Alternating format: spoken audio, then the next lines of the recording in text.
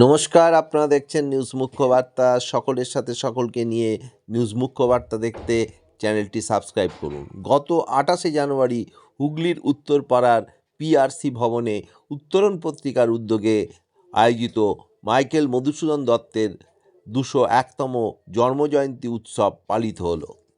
এই উপলক্ষে জলঙ্গি পত্রিকার সম্পাদিকা শ্রীমতী চিন্ময়ী বিশ্বাসকে উত্তরণ সাহিত্য পদক প্রদান করা হয়।